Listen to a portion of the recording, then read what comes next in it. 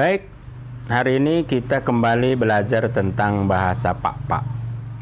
Fokus kali ini saya akan sedikit menyebut dan menjelaskan tentang rasa. Pertama sekali saya akan menerjemahkan dari bahasa Pak-Pak ke bahasa Indonesia, nanti baru dari bahasa Indonesia ke bahasa Pak-Pak.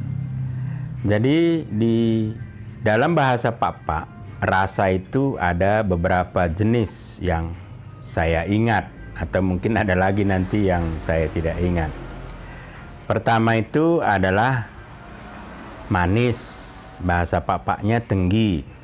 Kemudian pahit, bahasa Pak-Paknya pagit. Kemudian asin, bahasa Pak-Paknya masin. Kemudian asam, bahasa Pak-Paknya macem. Kemudian gurih, bahasa Pak-Paknya engkelpu.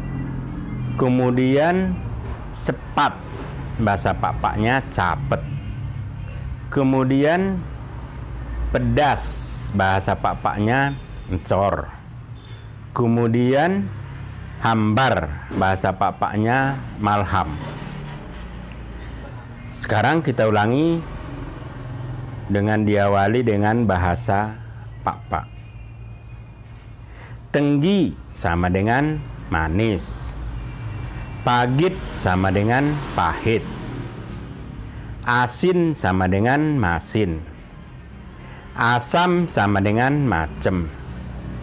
Gurih sama dengan kelpu. Capet sama dengan sepat. Encor sama dengan pedas. Malham sama dengan hambar. Berikutnya kita kasih beberapa contoh kalimat. Tehmu cukup manis. Bahasa Papaknya, teh sini baingmu nggoto ko tenggina. Kemudian pahit. Kopi ini cukup pahit. Kopi men pagit. Kemudian asin. Sayurmu keasinan. Bahasa Papaknya rorohmen masinsu. Kemudian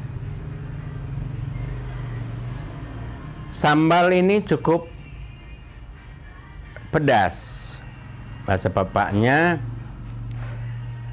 cinamen corsu. Kemudian kalimat makanan ini terasa hambar. Bahasa Papaknya panganen men malham.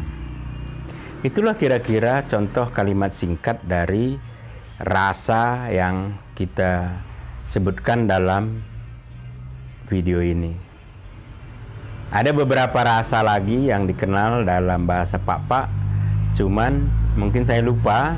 Silakan yang menonton ini untuk memberi komentar di bawah ini, di video ini, sehingga nanti para pendengar atau penonton lebih paham bahwa ada berbagai macam rasa yang dikenal dalam bahasa Pak-Pak.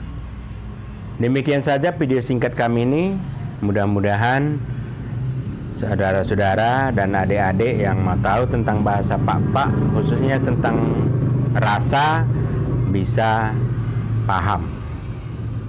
Juan-juah Banta Karina, jangan lupa like, subscribe, dan share supaya lebih banyak ditonton.